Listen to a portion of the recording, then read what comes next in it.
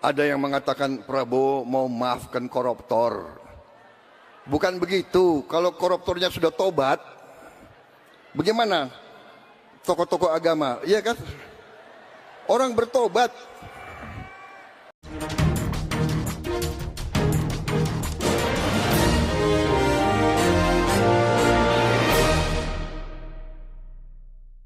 Selamat sore para netizen dimanapun kita berada, salam inspirasi bagi kita semua ya. Prabowo kemarin mau memaafkan koruptor, pas diprotes ke publik ucapannya diralat.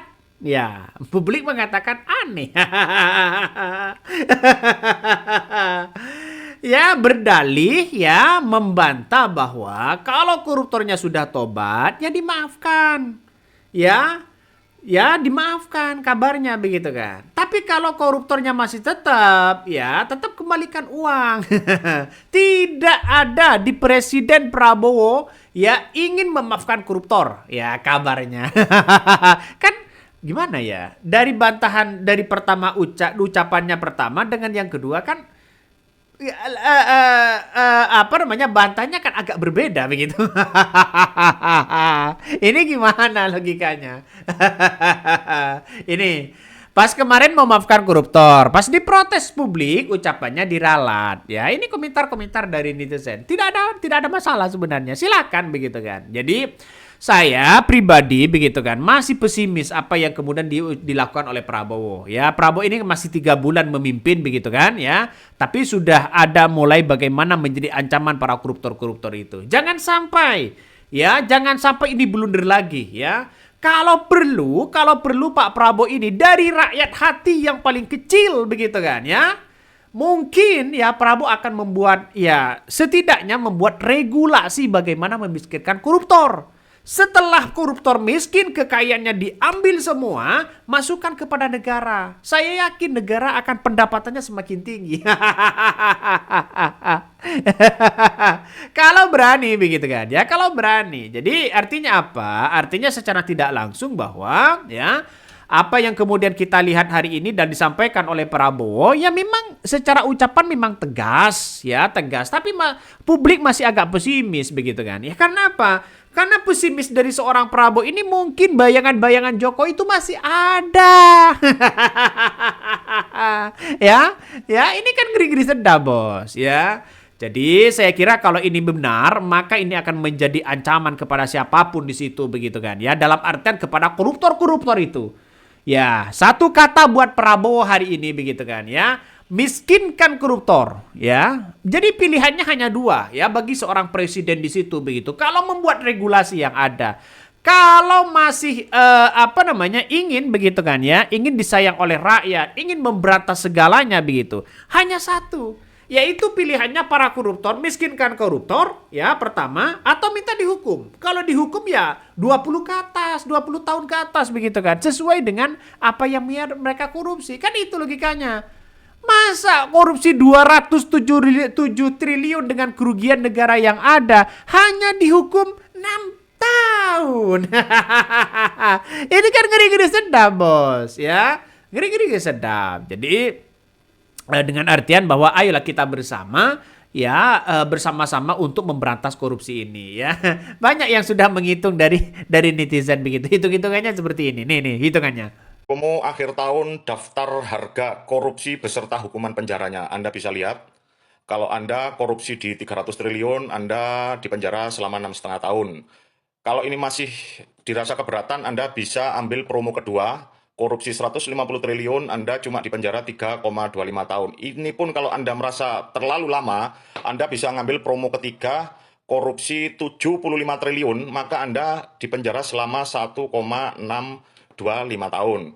Kalau ini pun masih dianggap terlalu berat, Anda bisa ambil promo 4 ya, korupsi di harga 37,5 triliun, maka Anda akan dipenjara selama 0,81 tahun atau 8 bulan. Ini kalau masih dirasa berat, Anda bisa ambil promo ini, nyolong uang negara 18,7 triliun, dan Anda akan dihukum selama 0,406 tahun atau selama 4 bulan. Begitu juga seterusnya. Nah, ini silakan disimak. Ini promo akhir tahun daftar harga korupsi maling beserta hukuman penjara. Mumpung murah, kira Ayo teruntuk para pejabat ya, silahkan korupsi. Ini promo akhir tahun. Terima kasih. Itulah tadi ya hitungan-hitungan dari netizen. Agak ngeri-ngeri sedap memang ya. Jadi saya kira dengan ucapan-ucapan Pak Prabowo seperti ini nampaknya publik ya masih belum percaya apa yang kemudian disampaikan oleh Prabowo. Jadi ayolah kita bersama-sama begitu kan ya. Kalau toh pada hakikatnya ini sebagai bentuk bahwa Prabowo nantinya akan membuat regulasi begitu kan, hanya itu aja ya. Mau sampai kapan untuk menegakkan itu? Ya mau sampai menegakkan itu? Saya kira ya Prabowo hari ini hanya orang-orang yang kemudian yang ditangkap begitu kan, hanya orang-orang yang kemudian di rezim Jokowi yang dianggap bahwa ada dugaan-dugaan korupsi, dan itu yang kemudian dicari ya. Kalau yang baru pasti nambah yang baru begitu kan. Artinya apa? Artinya kalau Prabowo sekarang ini di rezim Jokowi banyak yang dugaan-dugaan korupsi siapapun, lalu kemudian dicari begitu kan ya, belum ditangkap-tangkap. Lantas bagaimana dengan yang baru?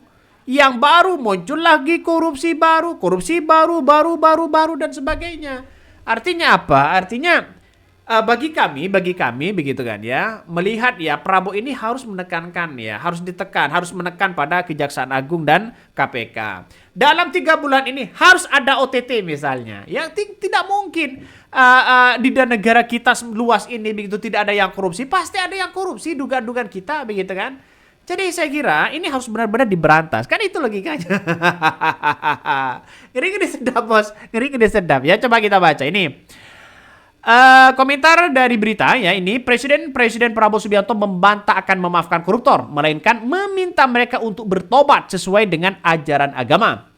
Pernyataan Presiden tersebut berkaitan dengan pidato sebelumnya yang disampaikan di hadapan mahasiswa Indonesia di Kairo, Mesir pekan lalu, bahwa Prabowo saat itu bilang mau memberi kesempatan koruptor bertobat selama mereka mengembalikan hasil curian kepada negara. Kemudian koruptor itu kemungkinan dimaafkan. Ada yang mengatakan bahwa Prabowo memaafkan koruptor. Bukan begitu. Kalau koruptornya sudah tobat, bagaimana tokoh-tokoh agama? Iya kan? Orang bertobat, tetapi kembalikan dong yang kau curi. Enak aja kata Prabowo. Dalam pidatonya bahwa Prabowo mengatakan bahwa tidak memaafkan koruptor. Itu sudah jelas ya. Sudah jelas ya, tidak mau memaafkan koruptor. Wah, sudah beralih begitu. Bagus kalau saya rasa seperti itu begitu kan. Tidak lemot dengan Jokowi.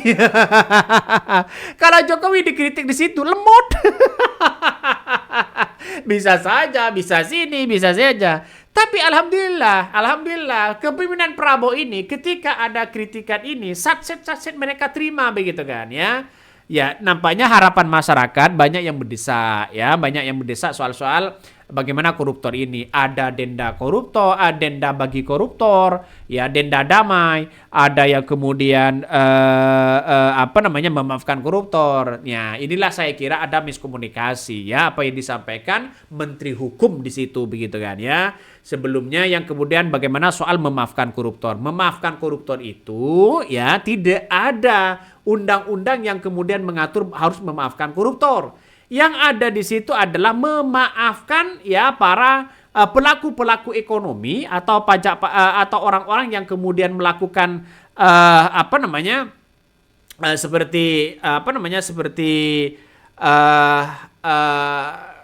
seperti transmigrasi begitu kan ya, terus kemudian para pajakan, terus kemudian pewawian dan sebagainya begitu. Inilah yang kemudian ada undang-undangnya di situ begitu ya.